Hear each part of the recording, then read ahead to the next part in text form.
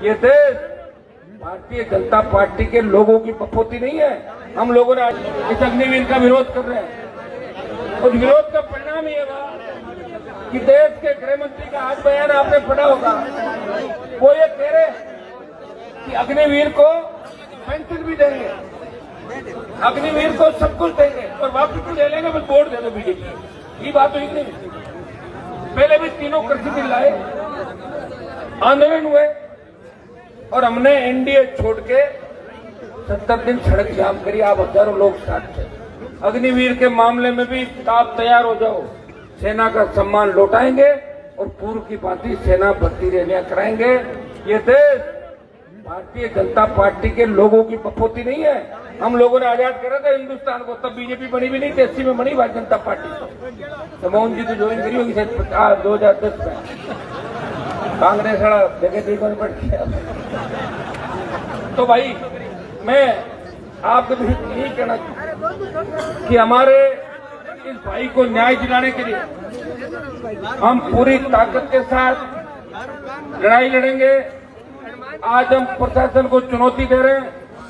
हमारे शिवलाल जी गोदारा ने आह्वान कर दिया कि सारे हाईवे जाम करेंगे। ये तो बीकानेर का हाईवे जाम हुए। कल से ये आंदोलन पूरे राजस्थान के अंदर तमाम जिला मुख्यालयों पे किसान के बेटे और कांग्रेस पार्टी का आह्वान तो सुशीला जी और ये करेगी। मैं राष्ट्रीय लोकतांत्रिक पार्टी के जवानों से आह्वान करता हूं कि कल कांग्रेस और आरएलपी मिलकर हमारे जवान कल प्रत्येक जिला मुख्यालय पे प्रदर्शन करेंगे और आवश्यकता पड़ी तो बीकानेर के अंदर 2 लाख लोगों की रैली करेंगे। इस सरकार की ईंट से ईंट बजाएंगे और दिल्ली की सरकार की ईंट से ईंट बजाएंगे। जब तक इस परिवार को न्याय नहीं मिल जाता तब तक हम यहां से हटेंगे नहीं, प्रयास करेंगे। मैं धन्यवाद दूंगा सुशीला जी को, हमारे जिला प्रमुख जी को, विशेष रूप से फिर मंगलाराम जी को, मैया जी को, दीप जी को, बाकी तमाम हमारी लीडरशिप जो नए वाले सारे नेता, सारे प्रभु जी और सारे नए नेता, प्रभु जी का आप काम काट लिए को लाइक और जितने भी लोग हैं और सबको धन्यवाद।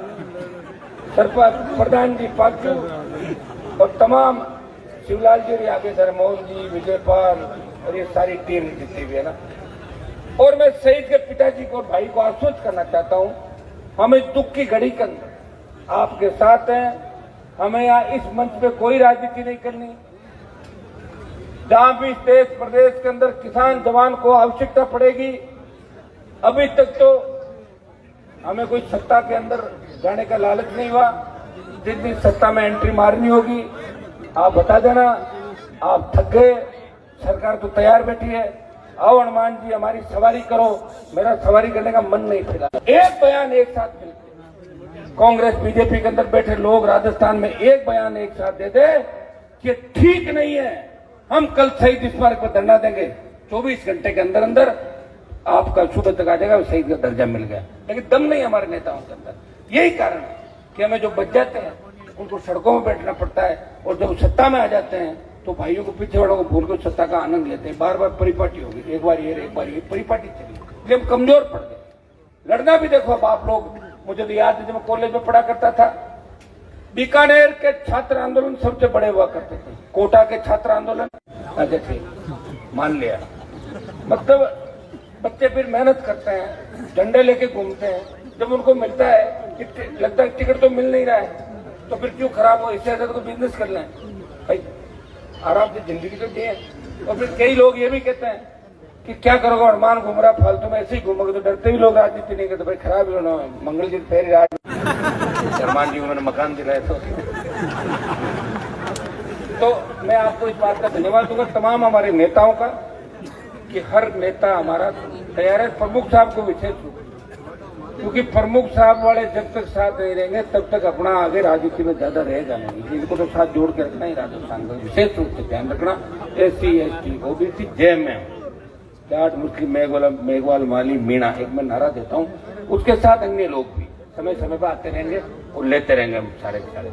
लेकिन इन सबको साथ लेकर अगर हम लड़ेंगे तो निश्चित रूप से राजस्थान की सत्ता पर भी आपका कब्जा होगा। सत्ता के शिखर पे आप लोग बैठ जाओगे। थोड़ा धैर्य आपको रखना होगा। कई परिस्थितियां ऐसी रही, कई हालात ऐसे रहे, हम लोग एक साथ बैठ नहीं सकते, हम लोग एक साथ रह नहीं सकते, दूसरे के पास चले जाते हैं। अपने आदमी को मारने में हमें बहुत आनंद आता है, सामने वाले के पास जाकर फिर रोते हुए आते हैं, यार घर दो गोटे में गड़बड़ कर फिर घर बैठ जाते हैं। तो इन बातों को हमें विशेष रूप से सोचना है। विशेषकर नौजवानों को आह्वान करूंगा कि इसके साथ साथ एक ध्यान रखना, नशे से दूर हमें रहना। अभी जिस तरह नशा फैल रहा है राजस्थान में, भाइयों चिंता का विषय, समाज खराब हो जाएंगे, और जब युवा खराब हो जाएगा ना तो फिर उन समाजों को भी कोई नहीं पूछेगा। ये नारे लगते हैं देश के अंदर, आप गीत गाए जाए, कोई सिख, कोई जाट, मराठा, कोई गोरखा, कोई मद्रासी, फिर कोई नहीं गाएगा गीत। जब आपके लोग लड़ेंगे ही नहीं, कमजोर हो जाएंगे, तो आपको कौन मानेगा? इसलिए आपको मजबूत रहना। मजबूत कौन रहेगा? जवान, छात्र, जवान को संस्कृत रूप से संस्कार के साथ जिए, अपनी कौम का इतिहास पढ़े, अपने बुजुर्गों का इतिहास पढ़े, अपने लोक देवताओं का इतिहास पढ़े, और अपने देश के लिए क्या किया, किस वातावरण में हम रहते हैं, किस तरह रक्षक के रूप में लोग हमें मानते हैं। जिस गांव में अपने 20 घर होते हैं, वहां दूसरे समाज ये कहते हैं इस गांव में चिंता करने की बात नहीं, 20 घर जाटा का है, कोई दिक्कत को नहीं, खतरों को नहीं, जाट रहे हमारे गाँव। ये आपको संदेश भी देना है, खाली कहना नहीं है, इस बात का संदेश भी देना है। मैं कल हमारे वहां नागौर में एक राजपूत समाज के परसों गांव के अंदर गया, जाट समाज भी, राजपूत समाज भी। मैंने कहा तुम यहाँ शेड्यूल कास्ट के लोगों पे जो अत्याचार करते हो ना समय समय पे, इससे बदनामी हो रही पूरे प्रदेश के अंदर। आपकी ड्यूटी ये है, ये हमारे भाई पिछड़े हैं, इनको बराबर लाना आगे। ये भाई वो जमाने चले गए, अब कोई आजादी की पुरानी, पहले अब तो आजाद कौन होगा? कहा तो विश्व अपन पहुंच रहे हैं, विश्व गुरु वहां पहुंच गए, आकाश के अंदर मंगल ग्रह पे जा रहे हैं, और कहा छोटी मोटी बात लेके गांव के अंदर बैठे हो। तो हमें इस बात का भी ध्यान रखना है। हमेशा बड़े समाज जो उनको अपने साथ, दिमाग खराब है, संकीर्ण मानसिकता उन लोगों, कह रहे वो तो जाति के इसलिए घूम रहे हैं। तो जाति का तो नाम ही लिखना पड़ता, फार्म भरते जाति नहीं लिखते क्या अपने? जाति एमएलए का फार्म भरोगे, मंगल भी लिखना नहीं पड़ता उसके अंदर, ये जाति इतने मुकदमे फलाना नहीं है, कितनी प्रॉपर्टी सारा अपन लिखते हैं। तो जिनके नहीं है प्रॉपर्टी वो लिखते हैं मेरे पास नहीं है। तो सारे शब्द गरीब विधायकों में नाम मेरा आया, और 5 जो गरीब एमपी देश में उसका भी छप गया, लेकिन 5वें नंबर पर नहीं, थोड़ा 2-3 पे आ गया था। तो ये तो हमें लिखना पड़ेगा भाई। तो लोग अगर कुछ क्या, हमें इन बातों का ध्यान नहीं रखना। हम मजबूत हैं, देश हमारी ओर देख रहा है, प्रदेश हमारी ओर देख रहा है। ओलंपिक के अंदर भी सबसे ज्यादा गंगा के तट तक अगर सबसे बड़ी आबादी थी वो हमारी थी। धीरे धीरे अगर देखें कि डीएनए में कौन कौन है, तब तो बहुत बड़ी संख्या हो जाएगी अफगानिस्तान से गंगा तक। तो डीएनए हमारा एक था, कुछ भाई इधर चले गए, कुछ इधर चले गए, कुछ दूसरी जगह बैठ गए, लेकिन अब सब भाई है। इस बात का भी मैं ध्यान रखना। मैं बीकानेर की संघर्ष समिति नौजवानों को इस बात का धन्यवाद दूंगा कि एक बीकानेर को मेरा इस बात का भी धन्यवाद, या छोटे से मामले में भी मैंने देखा कि हिरणों के जब शिकार हुए, आप लोग ढूंढ से चल के बीकानेर की सरकार को झुकाया। लंपी की बीमारी है, धन्यवाद दूंगा नौजवानों का। लंपी का आंदोलन अगर राजस्थान में कहीं शुरू हुआ, वो बीकानेर और जोधपुर से राष्ट्रीय लोकतांत्रिक पार्टी के कार्यकर्ताओं ने शुरुआत करी थी। उसका फायदा ये हुआ कि लंपी यहाँ से आंदोलनों की शुरुआत होती। यहाँ बॉर्डर भी लगता, आपका तो अनूपगढ़ जिला अलग बन गया, खाजूवाड़ा अनूपगढ़, ये बॉर्डर यहाँ लगता है ना, बॉर्डर लगता है। तो बॉर्डर भी इस जिले का लगता है। निश्चित रूप से राजनीतिक रूप से जब हमारे समझदार लोग राजनीति के अंदर यहाँ आए, उससे पहले का जो समय था, उस समय विकास का ध्यान लोगों ने नहीं दिया। यहाँ पर 2000 के बाद, 97 के बाद बीकानेर के अंदर निरंतर प्रगति है। आप सब एकजुट होकर मिलकर काम भी कर रहे हो, प्रयास भी कर रहे हो। मैं एक ही आह्वान आपको करूंगा कि अभी जिस उद्देश्य के साथ हम यहाँ आए, हमेशा एक ही चीज मन के अंदर हमें रखनी है कि जहां भी पीड़ित, शोषित या जहां भी अन्याय हो, हमें ये नहीं देखना है कि इसका फायदा होगा नुकसान। हमें उस परिवार की मदद करनी है जो शोषित है, पीड़ित है, ये हमेशा ध्यान रखना है। बाकी जीवन तो हर कोई जीता है। कोरोना में 50 लाख लोग मर गए, कौन याद करता बताओ मुझे? मरना तो एक दिन सबको ही है। अच्छे काम करके अपन चले जाएं, देश सेवा करके, समाज सेवा करके, परोपकार करके। 2-3 दिन पहले मैं जयपुर में बैठा था, एक डॉक्टर आया SMS के अंदर, वो मुझे बोला भाई साहब आप उनको जानते थे क्या? मैंने कहा जानता था। क्या वो तो मर गए, बहुत अच्छा हुआ। मैं क्या आप तो ऐसी बातें मत कर रहे हैं, क्या बहुत तंग करता है लोगों ने। मैं क्या तो मरने के बाद भी अगर इसको गाली दे तो इससे अंदाज लगा सकते, वो मरने के बाद भी कोई सही जगह नहीं जाएगा। लोग जब चला जाए उसको कहेगा घर चला गया। ऐसा काम अपने को करना है, ज्यादा भावुक होकर कुछ कर मत देना आपको, ठीक है ना भाइयों। हमें और अभी जैसे इन्होंने कहा हर जगह जिंदाबाद जिंदाबाद नारे नहीं लगते, कई जगह जिंदाबाद लगते हैं, कई जगह शहीदों के नारे लगते हैं। या सिर्फ एक ही नारा लगना चाहिए कि शहीद राम स्वरूप का स्वा अमर रहे, जय जवान जय किसान। या दूसरा नारा यहाँ पर नहीं है, समझ गया ना सारे बात। ये नारा यहाँ पर आप भावुक हो और आपकी गलती नहीं है। आप एकदम से जब अपने नेता को देखते हो भूल जाते हो। मैं आपको कहता नहीं हूँ नारों के लिए, कभी नहीं कहता, मैंने कभी नहीं कहा। एक वो जरूर वीडियो वायरल करते हैं, वो तो क्या हुआ कि जब काउंटिंग के अंदर जब ले जा के अपने पिछली MP MLA की, तो उसमें पुलिस के कलेक्टर SP खड़े होंगे तो बच्चे डर जाते हैं ना सामने, भाई मेरे वहाँ काउंटिंग स्थल पे बाकी नेता तो जीतते तो बेचारे 1 किलोमीटर पैदल घसीटते आते हैं। मैं जाता हूँ सीधा लात मार के 5 जनों को ले जाता हूँ, पकड़ के सामने बंदूक वाड़ देकर छोड़ दे जाता, बंदूक वाड़ा सामने खड़ा नारे लगो, मैं क्या दिक्कत है कि मैं ऊपर बैठा हूँ तो वायरल करता है।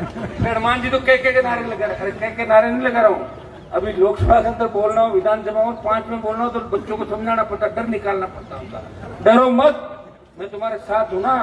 ऊपर को बिठा रखा तो चुपचाप क्यों डर की रहो, सामने बंदूक खड़ा, मैं खड़े उठा गए नारे लागे घोड़े करना पड़ता।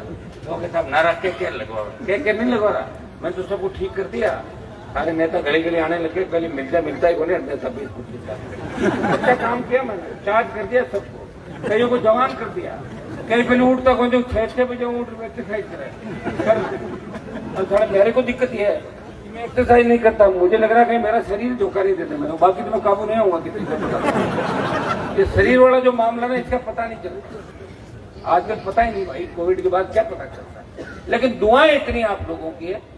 और रामेश्वर जी जिस दिन बीमार हुए उस दिन हमने खाना नहीं खाया पूरे दिन, मेरे पारिवारिक संबंध थे, मेरे बच्चों ने, और ईश्वर से हमने प्रार्थना की कि इनको बचाएं। ईश्वर ने बचा लिया, लेकिन अब दुआ करेंगे वो जल्दी अपने भी स्वस्थ होकर लौटे एक बार। और ऐसा कोई देखिए कुदरती जो करिश्मा होता है ना, कुछ भी हो सकता है। सबसे बड़ा होता है ऊपर वाली निर्णय, दुआएं, और दुआओं से सब कुछ ठीक होता है। आप लोगों की इच्छा थी कि सुशीला जी चुनाव जीत गई, ये दुआएं थी और दुआएं हैं सारी। तो हमारे बीच अगर हमारा नेता रहता है ना तो आदमी को बहुत अच्छा लगता है। वो खालीपन है उसको भरने में बहुत जोर आता है।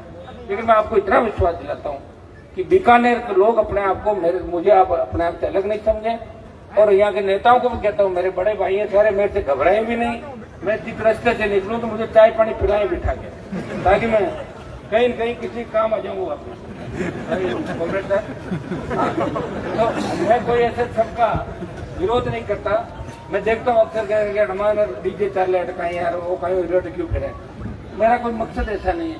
मुझे तो इच्छा थी कि मैं सरकार छोड़ूं। मंगल जी मुझे मेरी चिंता करते थे उस समय कि राज में होता है, आज ये भी ठीक कह रहे थे। क्योंकि जब मैंने देखा सीट तो एक ही आई है, 25 साल से लड़के वापिस एक पे ही आ गया, तो 25 साल वापिस कहाँ से लाऊंगा बताओ मुझे। तो 25 साल वापिस ला के फिर 25 साल लड़े आदमी। तो भाइयों लेकिन फिर भी कुछ लड़ने वाले चाहिए, कुछ सरकार के अंदर रहने वाले चाहिए, कुछ विपक्ष में लोग चाहिए, सब जगह लोग चाहिए, तभी काम होगा। तो मैं